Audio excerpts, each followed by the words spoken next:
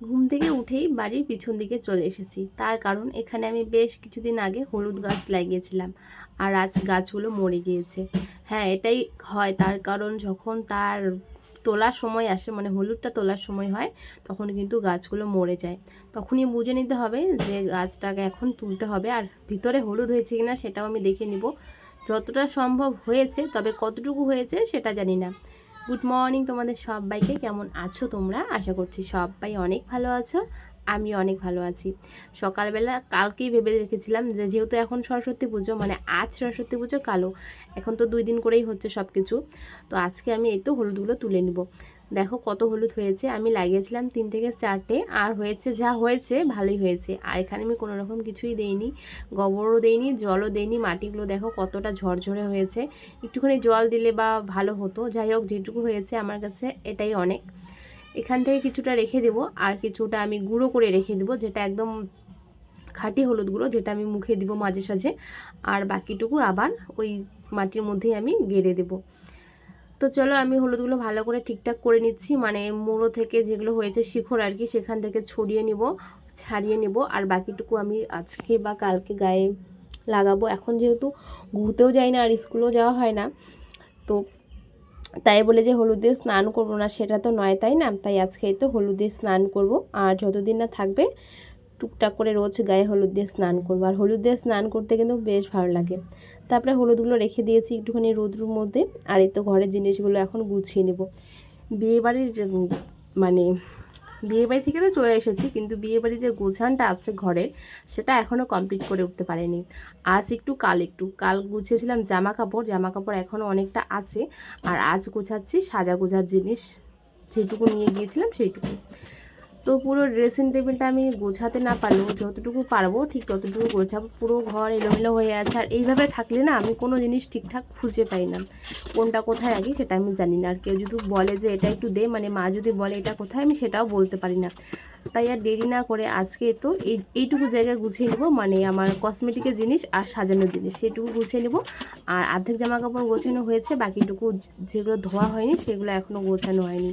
তো চলো পুরো ড্রেসিং টেবিলটাকে ভালো করে গুছিয়ে নেই। কাল কিছু জামা কাপড় গুছিয়েছিলাম বলে একটুখানি ভালো লাগছিলো, তাই আজকে এটা গুছিয়ে নিচ্ছি, তাহলে হয়তো পুরোটা ভালো লাগবে। তো ভাবলাম যেহেতু গুছাবোই, তাই টুকটাক যা জিনিস ছিল সেগুলোকে আমি বের করে নেব। বের করে ভালো করে মুছে কুছে তারপরে সুন্দর করে আবার সাজিয়ে গুছিয়ে রাখবো।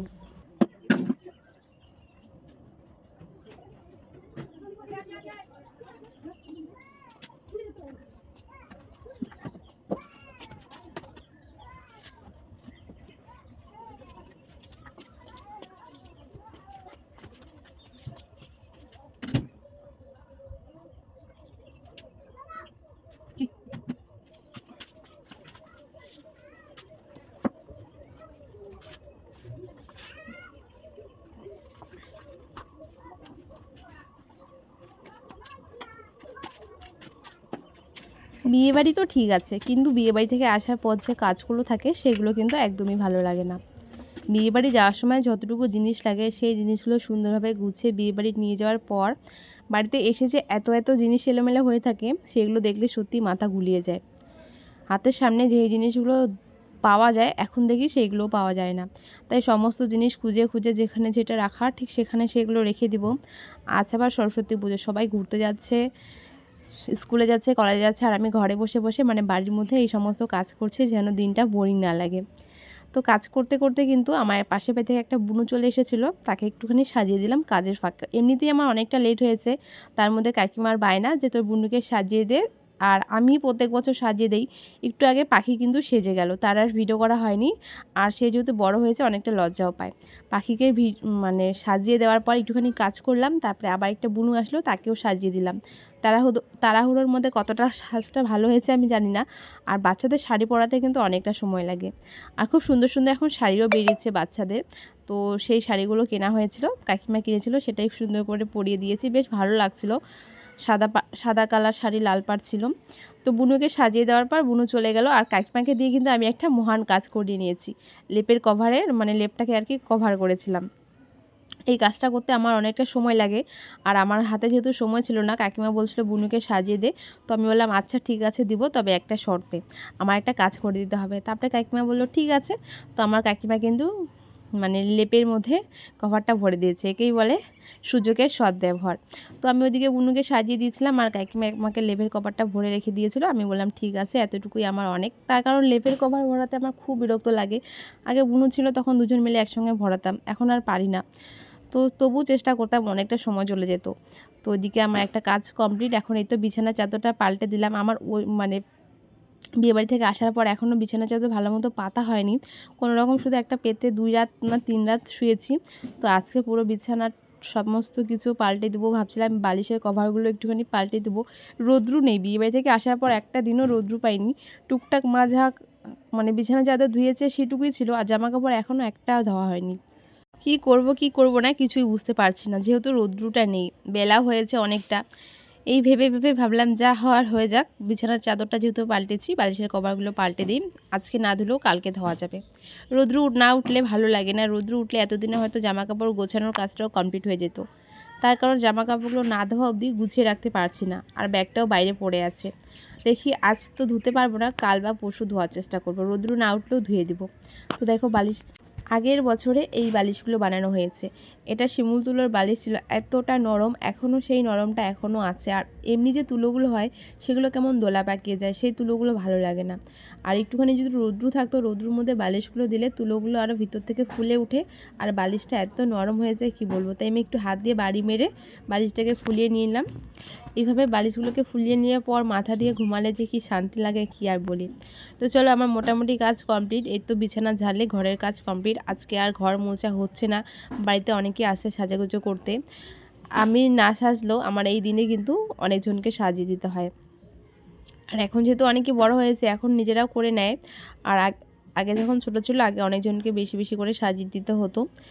তো যাই হোক ঘরের কাজ কমপ্লিট। এখন এই তো লেপটাকে গুছিয়ে নেব। ব্ল্যাঙ্কেট খুব ঠান্ডা পড়েছে, বিয়েবাড়ি থেকে এসে এত ঠান্ডা লাগছিল। আগে তো একটা লেপে হয়ে যেত, ওই ঘর থেকে একটা ব্ল্যাঙ্কেট নিয়ে এসেছি। তার কারণ লেপের কভার না থাকলে লেপটা এত ঠান্ডা লাগে, তাই ব্ল্যাঙ্কেটটা নিয়ে এসেছি। আজ কভার লাগিয়েছি, হয়তো বা ব্ল্যাঙ্কেটটা রেখে আসবো, আর নয়তো 2-3 দিন গায়ে দিয়ে তারপরে একদম ঢুকিয়ে রাখবো। আজ কোনো রকম ঘরটাকে গুছিয়ে রেখে দিয়েছি, তার কারণ আজকে রান্নাটাও আবার আমাকেই করতে হবে। তাই কোনো রকম ঘরটাকে গুছিয়ে চলে এসেছি রান্নাঘরে রান্না করতে। আজ আমি ভাতটাও রান্না করব। আমাদের কিন্তু খুব একটা বেশি চাল লাগে না, আমি ভুলে গেছি কতটুকু চাল লাগে, তাই আমি আজকে অনেকটা চাল দিয়ে দিয়েছি। তো সেই চালটা আমাদেরকে মানে ভাতটা অনেক দিন থেকে খেতে হবে। ওইদিকে আমি ভাত আর তরকারি বসিয়ে দিয়ে এইদিকে এসেছি আমি এই মিক্সিটা আর কি পরিষ্কার করতে। এত পরিমাণে নোংরা হয়েছে কি বলবো। হ্যাঁ, আমার ভালো লাগে যখন অনেকটা নোংরা হয় না, তখন পরিষ্কার করার পর দেখতে খুব ভালো লাগে, পুরো চকচকে করে। দেখো কতটা নোংরা হয়েছে, এখানে পড়ে পড়ে একদম তারের নিচে মানে জানা তা অবস্থা হয়েছে। তো কোনো ব্যাপার না, এখন এটাকে আমি পরিষ্কার করব। এটাও ঠিক, পরিষ্কার করতে অনেকটা সময় লাগে। সাইডগুলো পরিষ্কার করতে সময় লাগে না, কিন্তু মাঝখানেরটুকু পরিষ্কার করতে পুরো জান বেরিয়ে যায়। এত ভিতরে ভিতরে নোংরাগুলো চলে যায় কি বলবো। তো এই তো আমি এখানে পরিষ্কার করার কাজ শুরু করে দিয়েছি, দেখি কতটা কী করতে পারি। হাতে অনেকটা সময় নিয়েছি, ওদিকে ভাত বসিয়ে দিয়েছি আর সবজি বসিয়ে দিয়েছি। আজকে করব আলুর তরকারি আর কড়াইশুঁটির বড়া করব। তো সমস্ত কিছু রেডি করে এই তো এখানে কাজটা করতে এসেছি। এখানে একটু আগে কড়াইশুঁটিটাকে পেস্ট করে নিয়েছি, মানে মটরশুঁটি। তো সেটাকে এখন আমি ভালো করে পরিষ্কার করে মুছে নেবো একটা ভিজে ন্যাকড়া দিয়ে বা কাপড় দিয়ে। তো সেটা দিয়ে পরিষ্কার করে মুছে নেওয়ার পর দেখতে এত সুন্দর লাগছিল কি বলবো, মানে নতুনের মতো হয়ে গিয়েছে এরকম। তারপরে একটা সুতির কাপড় দিয়ে ভালো করে মুছে নিয়েছি। এটা মুছতে সময় লাগে না, মানে পরিষ্কার করতে একদমই সময় লাগে না, কিন্তু মাঝখানেরটুকু পরিষ্কার করতে অনেক সময় লাগে, সেখানেই আমার মেন সময়টুকু লাগে।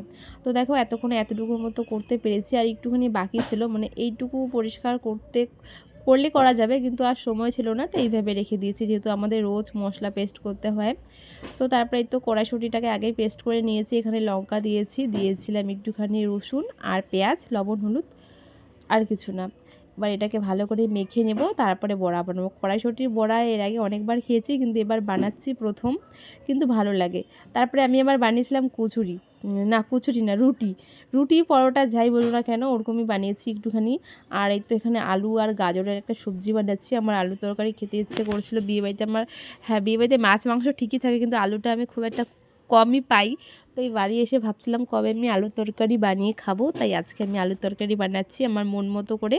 মাখা মাখা করেছি, একটু জল দেবো যেহেতু একটাই সবজি, হালকা একটু মাখা মাখা হবে, একদমই কষা কষা খাবো না। আর এদিকে দেখো বড়া ভাজছি, কড়াইশুঁটির বড়াগুলো দারুণ হয়েছে খেতে, এত টেস্টি লাগে কি বলবো। আরও একবার মাকে বলবো আনতে, এটাও খাবো। এটা তো আমাদের নদী থেকে দিয়েছিল, পাশের বাড়ি থেকে, আমরা বাজার থেকে কিনে এনে আবার মন শান্তি করে খাবো। তো এদিকে দেখো আমার বড়া রেডি। আর আমি বানিয়েছিলাম কড়াইশুঁটির রুটির মতো করে একটুখানি তেল দিয়ে মা ভেজে দিয়েছে, পরোটার ভিতরে অনেকগুলো কড়াইশুঁটি দেওয়া ছিল। এটাও খেতে দারুণ হয়েছে। আর তরকারিটা এদিকে হয়েছে খুব সুন্দর। তো চলো আজকের মতো ভিডিওটা এখানে শেষ করছি। সবাইকে টাটা।